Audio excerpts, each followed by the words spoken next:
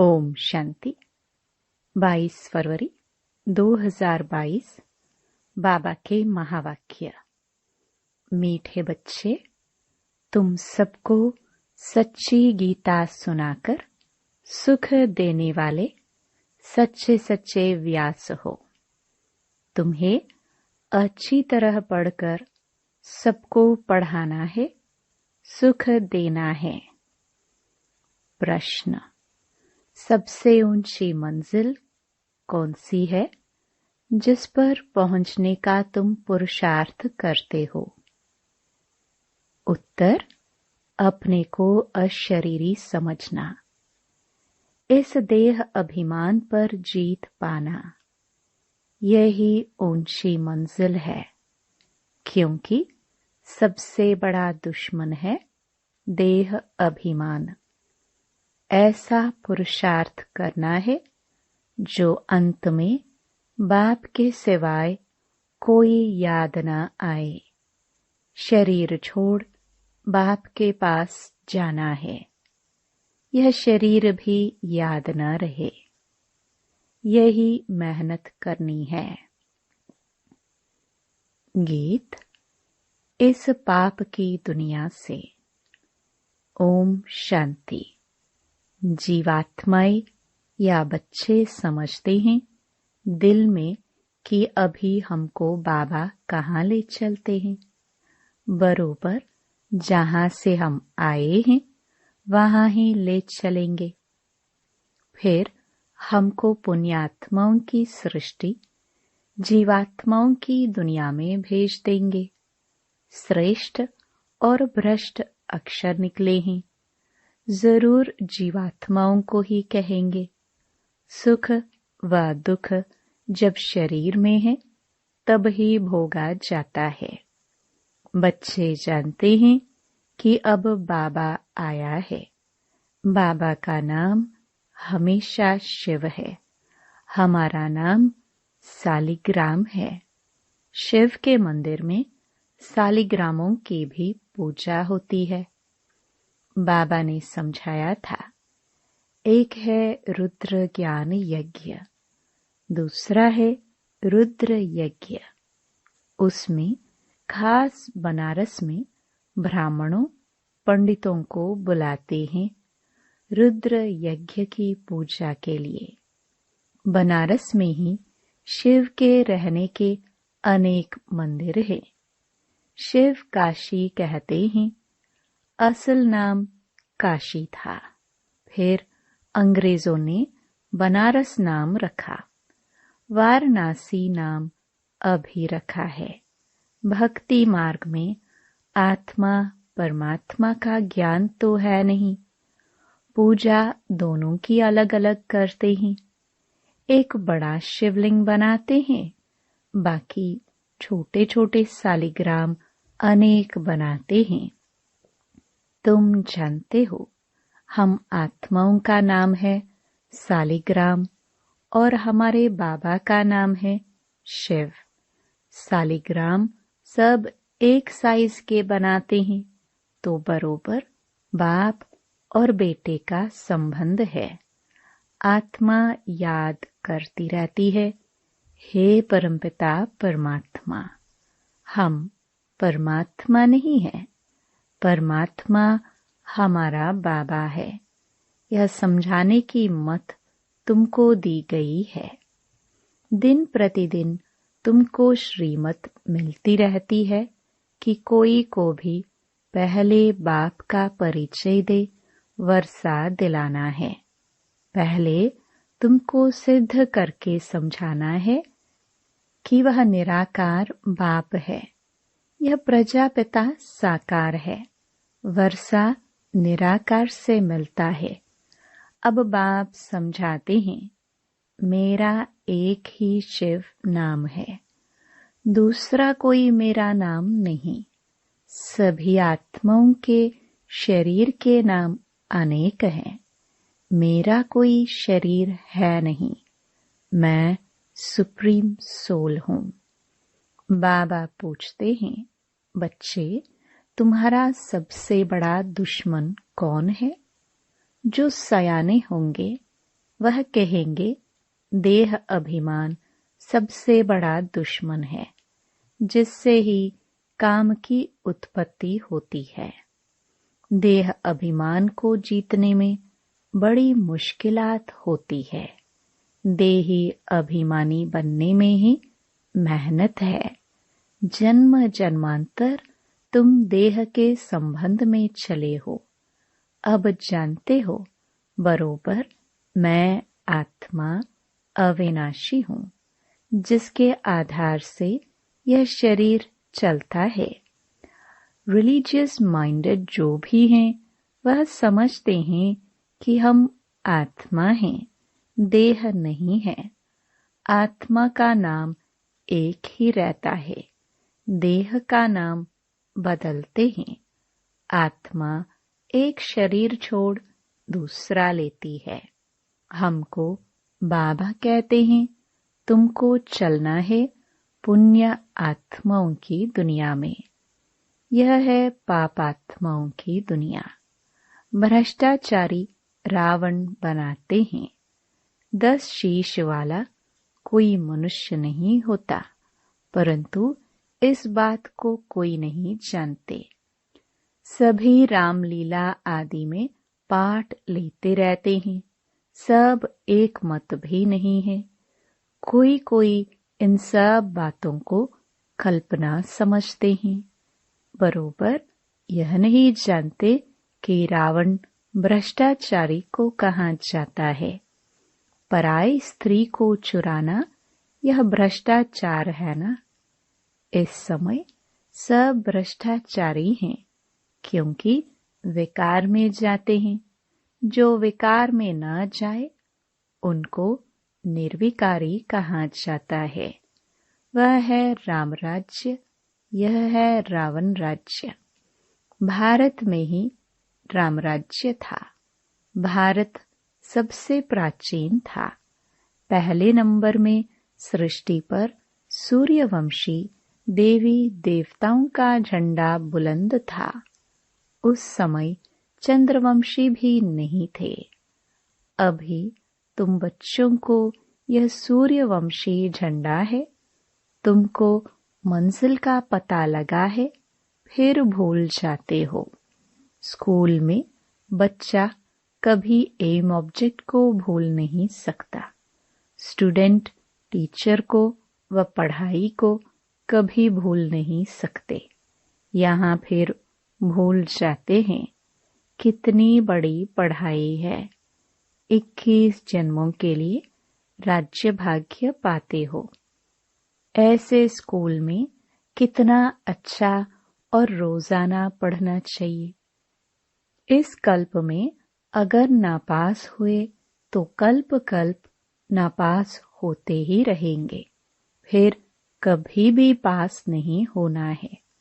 तो कितना पुरुषार्थ करना चाहिए। श्रीमत पर चलना चाहिए। श्रीमत कहती है अच्छी रीति धारणा करो और कराओ। अगर ईश्वरीय डायरेक्शन पर नहीं चलेंगे तो ऊंच पद भी नहीं पाएंगे। अपनी दिल से पूछो, हम श्रीमत पर चल रहे हैं। अपने को मियाँ मिट्ठू नहीं समझना है। अब अपने से पूछो तो जैसे यह ब्रह्मा सरस्वती श्रीमत पर चलते, हम ऐसे चल रहे हैं। पढ़कर और पढ़ाते हैं, क्योंकि तुम सच्ची सच्ची गीता सुनाने वाले व्यास हो। वह व्यास नहीं जिसने गीता लिखी है। तुम इस समय सुखदेव के बच्चे, सुख देने वाले व्यास हो। सुखदेव शिव बाबा गीता का भगवान है। तुम उनके बच्चे व्यास हो, कथा सुनाने वाले। यह स्कूल है। स्कूल में बच्चे की पढ़ाई से नंबर का मालूम पड़ जाता है। वह है प्रत्यक्ष, यह है गुप्त। यह फिर बुद्धि से जाना जाता है कि हम किस लायक है, किसको पढ़ाने का सबूत मिला है। बच्चे लिखते हैं, बाबा फलाने ने हमको ऐसा तीर लगाया जो हम आपके बन गए। कोई तो सामने आते भी कह नहीं सकते कि बाबा हम तो आपके बन गए। कई बच्चियां पवित्रता के कारण मार भी खाती रहती हैं। कोई तो बच्चे बन फिर टूट भी पड़ते हैं, क्योंकि अच्छी तरह से पढ़ते नहीं। नहीं तो बाप कितना अच्छी रीति समझाते हैं कि बच्चे सिर्फ मुझे याद करो और पढ़ो। इस नॉलेज से तुम चक्रवर्ती राजा बनेंगे। घर के बाहर भी लिख दो, 1 सेकंड में जीवन मुक्ति मिल सकती है। जनक मिसल 21 जन्मों के लिए। 1 सेकंड में तुम विश्व के मालिक बन सकते हो। विश्व के मालिक तो जरूर देवताएं ही बनेंगे ना। सो भी नई विश्व, नया भारत। जो भारत नया था सो अब पुराना हो गया है। सिवाय भारत के और कोई खंड को नया नहीं कहेंगे। अगर नया कहेंगे तो फिर पुराना भी कहना पड़ेगा। हम फुल नए भारत खंड में जाते हैं।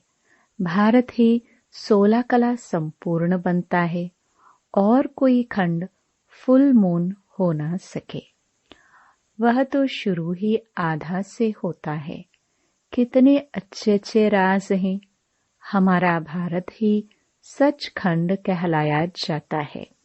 सच के पीछे फिर झूठ भी है। भारत पहले फुल मून होता है, पीछे तो अंधियारा हो जाता है। पहला झंडा है हेवन का। गाते भी है पैराडाइज था। हम अच्छी तरह से समझा सकते हैं क्योंकि हमको सारा अनुभव है। सतयुग त्रेता में हमने कैसे राज्य किया, फिर द्वापर कलयुग में क्या हुआ, यह सब बुद्धि में आने से कितनी खुशी आनी चाहिए। सत्युग को सोजरा, कलयुग को अंधियारा कहा जाता है। तब कहते हैं ज्ञान अंजन सतगुरु दिया। बाबा ने कैसे आकर तुम अबलाओं माताओं को जगाया है। साहूकार तो कोई मुश्किल ही खड़ा होता है। इस समय सचमुच बाबा गरीब निवाज है। गरीब ही स्वर्ग के मालिक बनते हैं, साहूकार नहीं। इसका भी गुप्त कारण है। यहाँ तो बलिहार जाना पड़ता है। गरीबों को बलिहार जाने में देरी नहीं लगती। इसलिए सुदामा का मिसाल गाया हुआ है। तुम बच्चों को अब रोशनी मिली है, परंतु तुम्हारे में भी नंबरवार हैं और सबकी जोत उझाई हुई है। इतनी छोटी सी आत्मा में अविनाशी पाठ नोंधा हुआ है। वंडर है ना। यह कोई साइंस की शक्ति नहीं है। तुमको अब बाबा से शक्ति मिलती है। बरोबर यह अविनाशी चक्र है जो फिरता रहता है। इनका कोई आदि अंत नहीं है। नया कोई यह बातें सुने तो चक्री में आ जाए। यहाँ 10-20 वर्ष वालों को भी पूरा समझ में नहीं आता है, न किसको समझा सकते हैं। तुमको पिछाड़ी में सब पता पड़ जाएगा कि फलाना फलाने के पास जन्म लेगा, ये होगा। जो महावीर होंगे उन्हों को आगे चलकर सब साक्षात्कार होते रहेंगे। पिछाड़ी में तुमको सत्युग के झाड़ बहुत नजदीक दिखाई पड़ेंगे। महावीरों की ही माला है ना। पहले 8 महावीर, फिर है 108 महावीर। पिछाड़ी में बहुत फर्स्ट क्लास साक्षात्कार होंगे। गाया भी हुआ है, परमपिता परमात्मा ने बाण मरवाए। नाटक में बहुत बातें बनाई हैं। वास्तव में यह स्थूल बाणों की बात नहीं। कन्याएं माताएं बाणों से क्या जाने। वास्तव में यह है ज्ञान बाण, और इन्हों को ज्ञान देने वाला बरोबर परमपिता परमात्मा है। कितनी वंडरफुल बातें हैं।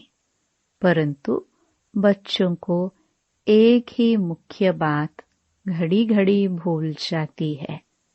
सबसे कड़े ते कड़ी भूल होती है जो देह अभिमान में आकर अपने को आत्मा निश्चय नहीं करते। सच कोई नहीं बतलाते। सच तो कोई आधा घंटा, घंटे भी सारे दिन में मुश्किल याद में रह सकते हैं। कोई को समझ में भी नहीं आता। सच तो कोई आधा घंटा, घंटा भी सारे दिन में मुश्किल याद में रह सकते हैं। कोई को समझ में भी नहीं आता कि योग किसको कहा जाता है। मंजिल भी बहुत ऊंची है।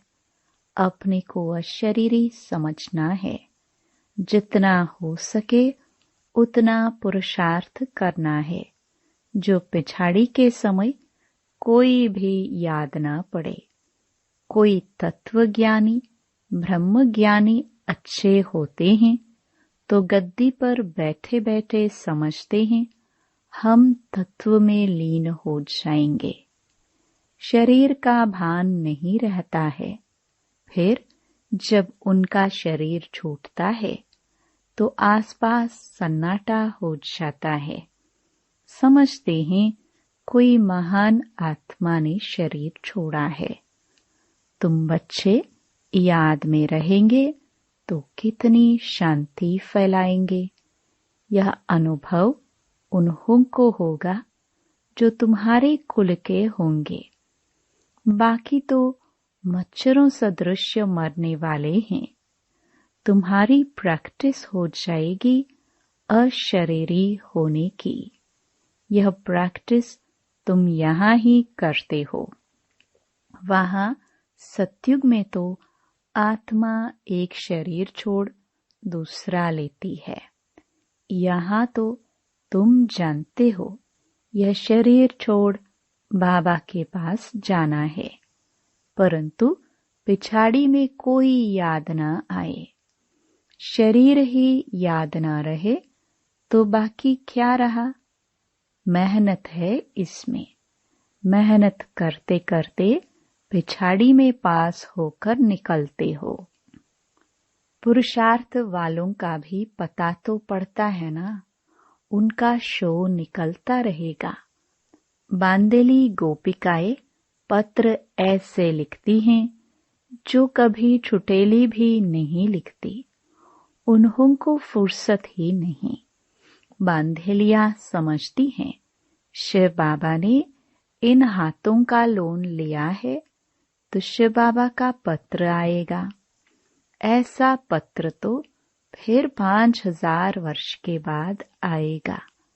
क्यों नहीं बाबा को पत्र रोज लिखे। नैनों से काजल निकाल कर भी लिखे। ऐसे ऐसे ख्यालात आएंगे और लिखती हैं बाबा मैं वही कल्प पहले वाली गोपिका हूँ।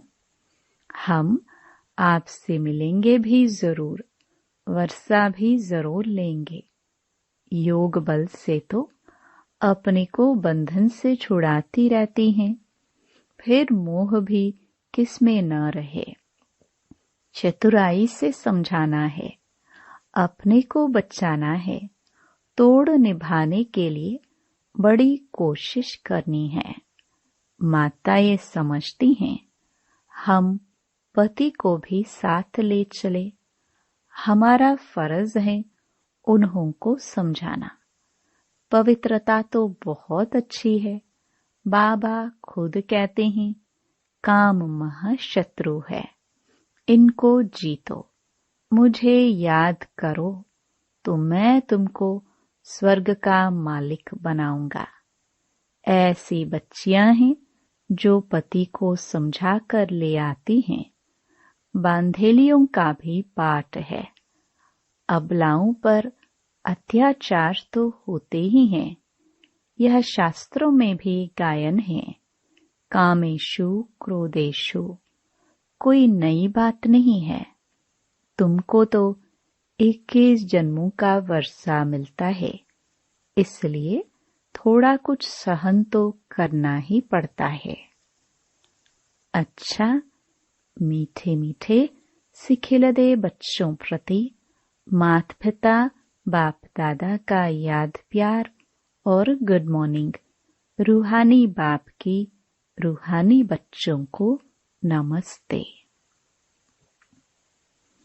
धारणा के लिए मुख्य सार। पहला, योग बल से अपने सब बंधनों को काट बंधन मुक्त होना है। किसी में भी मोह नहीं रखना है। दूसरा, जो भी ईश्वरीय डायरेक्शन मिलते हैं उन पर पूरा पूरा चलना है। अच्छी तरह से पढ़ना और पढ़ाना है। मियाँ मिट्ठू नहीं बनना है। वरदान, बाप के प्यार की पालना द्वारा सहज योगी जीवन बनाने वाले स्मृति सो समर्थी स्वरूप भव। सारे विश्व की आत्माएं परमात्मा को बाप कहती हैं, लेकिन पालना और पढ़ाई के पात्र नहीं बनती हैं। सारे कल्प में आप थोड़ी सी आत्माएं अभी ही इस भाग्य के पात्र बनती हो, तो इस पालना का प्रैक्टिकल स्वरूप है सहज योगी जीवन। बाप बच्चों की कोई भी मुश्किल बात देख नहीं सकते। बच्चे खुद ही सोच सोच कर मुश्किल बना देते हैं, लेकिन स्मृति स्वरूप के संस्कारों को इमर्ज करो तो समर्थी आ जाएगी। स्लोगन, सदा निश्चिंत स्थिति का अनुभव करना है तो आत्मचिंतन और परमात्म चिंतन करो। Om Shanti. To watch Peace of Mind channel videos on YouTube, subscribe us on youtube.com/